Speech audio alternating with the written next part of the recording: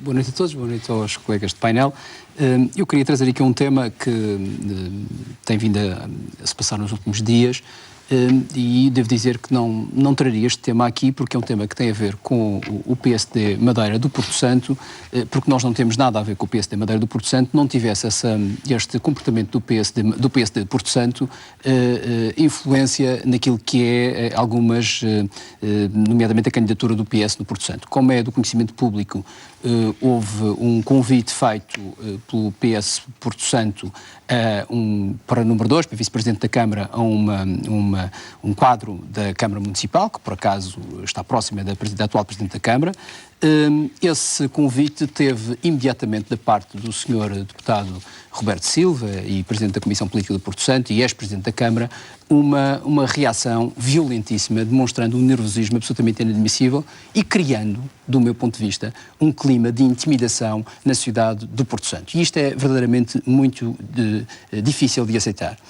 Considero que o comportamento do Presidente da Comissão Política do Porto Santo foi uma espécie de comportamento de um ditador zeco de aldeia, que resolve ameaçar e intimidar as pessoas que aceitam livremente participar noutros projetos políticos, não demonstrando claramente que não sabe estar, nem sabe atuar em democracia. E isto é verdadeiramente lamentável, isto é de facto muito preocupante, porque eu estive no Porto Santo e presenciei, inclusive, em algumas circunstâncias, algumas cenas e alguns atos de intimidação a determinadas pessoas e uma espécie de violência encapotada sobre pessoas que estão disponíveis para enverdar para outros projetos. E isto tem que, de facto, acabar, porque esta forma de fazer política é uma forma de fazer política do paleolítico. Isto já não se usa. E o Sr. Deputado Roberto Silva, Presidente da Comissão Política, tem que entender que as pessoas têm o direito de mudar, têm o direito de mudar de opinião e devem fazê-lo de forma livre. O Sr. Deputado Roberto Silva, Presidente da Comissão Política, não tem nenhuma ascendência sobre as pessoas para poder dizer isto ou aquilo. E é preciso lembrar que esteve bem, queria acabar dizendo, esteve bem a Sra. Presidente da Câmara do Porto Santo, que obviamente não respondeu a ultimatos, que é uma coisa absolutamente inacreditável, e limitou-se a fazer o que deve fazer, não só deve fazer uma senhora como o fez bem, de forma bem educada, que foi desviar a atenção e simplesmente não responder àquele tipo de coisas. Eu espero, sinceramente, daqui para a frente, o Sr. Deputado Roberto Silva não se meta mais neste assunto, porque claramente está a prejudicar a Ilha do Porto Santo e, desta forma, também está a prejudicar a campanha que deve ser feita de forma elevada naquela região. Obviamente que os subsídios, enfim, esta polémica, enfim, que muita gente não entende, não é? Sobretudo, individualmente, quem não vai receber o dinheiro agora e que estava a contar com isso. Aparentemente parece ser mais uma polémica relativamente estéril, porque do ponto de vista da tesouraria e de liquidez do Estado, o próprio Ministro Vítor Gaspar disse recentemente que as necessidades de tesouraria do Estado estavam satisfeitas até o fim do ano e, portanto, não se entende que, estando satisfeitas até o fim do ano, esta matéria não tenha sido resolvida de forma adequada. Esta é a primeira nota. A segunda nota, dizer que, de facto, este Governo tem-nos apresentado sistematicamente sucessivas violações à lei, e isto é mais uma violação à lei, é um desrespeito com uma decisão do Tribunal Constitucional e, portanto, não nos surpreende, porque esta já não é a primeira vez que isto acontece, mas, obviamente, que era necessária uma explicação mais concreta sobre esta matéria. O Primeiro-Ministro disse que, enfim, do ponto de vista daquilo que era o efeito na economia, era muito irrelevante, chegou mesmo a dizer que era um bocadinho lunático pensar que isto teria um efeito no aumento do consumo em particular, o que me parece uma afirmação bastante irresponsável. É natural que o maior rendimento nas mãos dos funcionários públicos significaria maior consumo e isso daria um estímulo que é bem necessário nesta altura ao crescimento económico e à economia, nomeadamente o efeito que tem no PIB, e, portanto, tudo isto me parece, do ponto de vista daquilo que tem sido a análise que faço da situação, uma grande atrapalhada e, sobretudo, volta a revelar outra vez que este Governo é verdadeiramente um saco de gatos, porque o CDS está contra esta perspectiva, pelo menos o Comissário Pires de Lima disse exatamente que não concordava com o adiamento do pagamento do subsídio, e a mim parece-me bem essa posição. Enfim, há aqui de facto uma atrapalhada enorme que não se percebe e uma atrapalhada pode continuar, porque como o Gil Rosa estava a dizer, se esta lei não for publicada até final de junho, significa que o comportamento do Governo passa a estar ilegal. E essa possibilidade pode acontecer. O Governo, o Presidente da República, se não promulgar esta semana a lei que chegou hoje ao seu gabinete... Já prometeu que vai ser célere na avaliação. Se não o fizer, mas pode até nem promulgar. Sim, na avaliação. A avaliação até pode ser não promulgar, não é? Se não o fizer, isto pode ter aqui mais um problema e mais um imbróglio para o país e para as pessoas, enfim, uma atrapalhada sistemática em que as pessoas não sabem o que é que vai acontecer, mas depois ainda há mais uma atrapalhada no fim, que é a atrapalhada fiscal. É porque é bom lembrar que, se isto acontecer agora, no fim as pessoas vão ter que fazer acertos do ponto de vista de IRS e de deduções, etc. E é mais uma atrapalhada que as pessoas não vão perceber o que é que se está a passar com os seus rendimentos e anda a economia aqui para trás e para a frente sem nenhuma orientação. E, de facto, nós não percebemos, eu não percebo, este Governo, este Primeiro-Ministro, este Ministro das Finanças, de facto, onde é que quer chegar com isto, não se entende. Por outro lado, no plano regional, e queria focar aqui a minha atenção, que me parece importante, no plano regional, como já foi dito aqui, o Governo está a fazer o que tem feito sempre, que é vai sempre à boleia daquilo que faz o Governo da República. Vai à boleia porque, de alguma forma, está a fazer aquilo que tem feito sempre. Fez um plano de ajustamento económico e financeiro que está a punir os madeirenses e, neste momento, está, eu diria, se me permitirem, que o Jardim, de alguma forma, está para Passos como o Passos está para a Troika. É um bocadinho assim.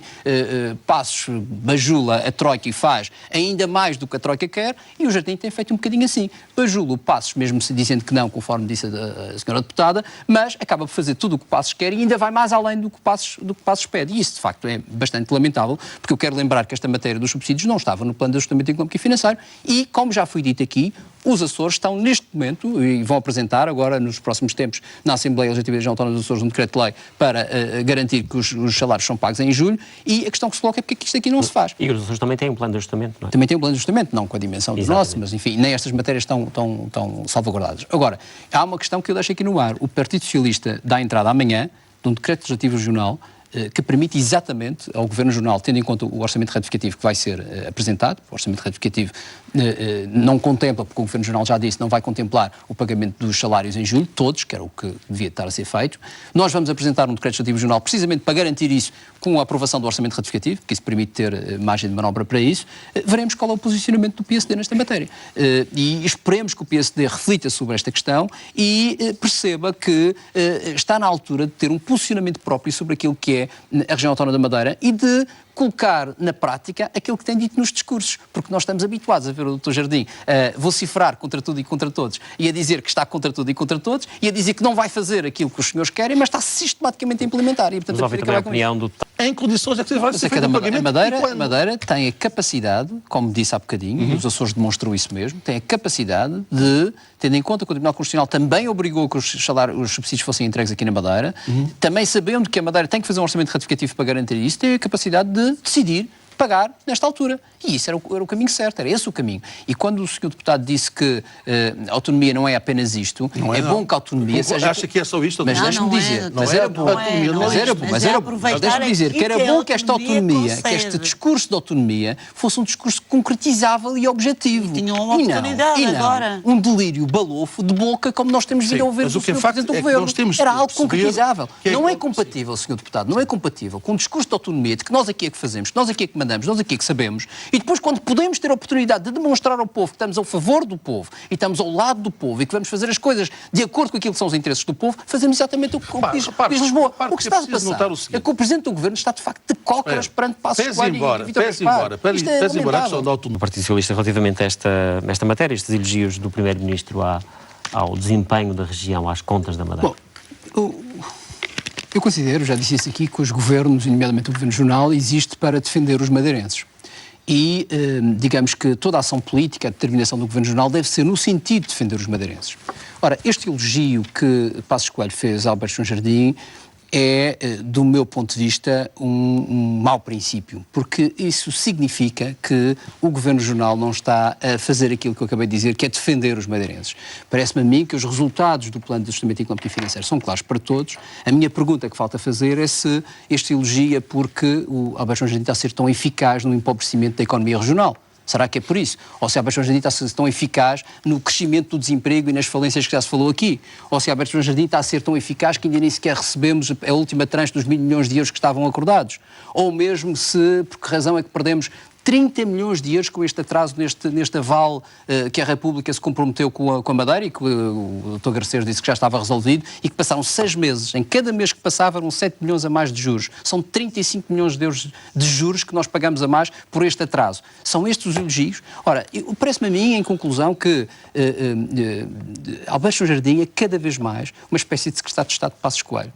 Faz exatamente o que diz Passos Coelho, foi evoluindo ao longo deste tempo, deste ano e meio, no sentido de se aproximar daquilo que eram as intenções de Passos Coelho, e este elogio é um bocadinho a contribuição de Passos Coelho para Alberto João Jardim manter-se de cócoras perante o Governo da República, para Alberto João Jardim não colocar a mão na mesa e dizer chega porque o povo madeirense não aguenta mais esta austeridade, para Alberto João Jardim não apresentar nenhuma alternativa àquilo que são as propostas que Passos Coelho e Vítor Gaspar e Paulo Portas têm vindo a apresentar, para Alberto João Jardim demonstrar uma completa inabilidade e inércia para apresentar soluções alternativas. E, portanto, desta perspectiva, naturalmente que o Primeiro-Ministro está satisfeito.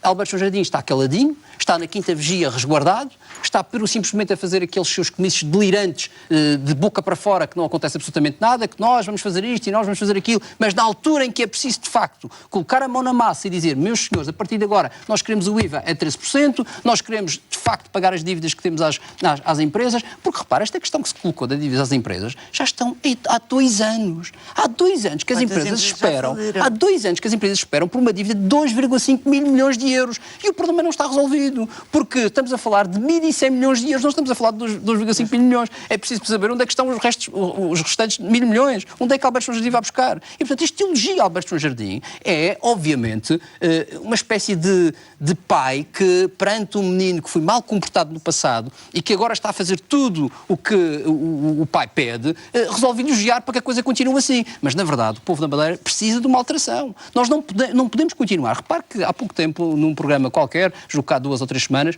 discutimos aqui, e o PSD, por um deputado que eu já não me recordo bem quem era, veio dizer que já estava em curso a negociação do Plano de Ajustamento Económico e Financeiro para a Madeira. A renegociação. É claro que não está nada em curso. Nós nem o dinheiro do primeiro empréstimo chegou à Madeira e, portanto, o que está aqui em curso, de facto, é um aprofundar das condições nefastas para os madeirenses e o sacrifício e a austeridade. E ainda falta saber, neste orçamento retificativo que nós vamos discutir na Assembleia de 17 de julho, se não estão lá mais medidas de austeridade. Porque eu quero lembrar que a última avaliação conhecida que nós temos da execução do Plano de Ajustamento Económico e Financeiro até o final de 2012, o Ministério das Finanças colocou lá que a Madeira tinha que apresentar medidas suplementares para cumprir os limites do déficit. Ora, isto é impensável. O Governo Geral não fez nada sobre isso, não apresentou nenhuma solução para isto e, neste momento, a pergunta que se faz é, mas onde é que o Governo Regional vai buscar mais medidas alternativas para atirar em cima dos madeirenses quando já não há nada para tirar dos madeirenses? E, portanto, há aqui, de facto, coisas muito complicadas e, portanto, este elogio, volto a dizer, é um elogio venenoso e é um elogio que demonstra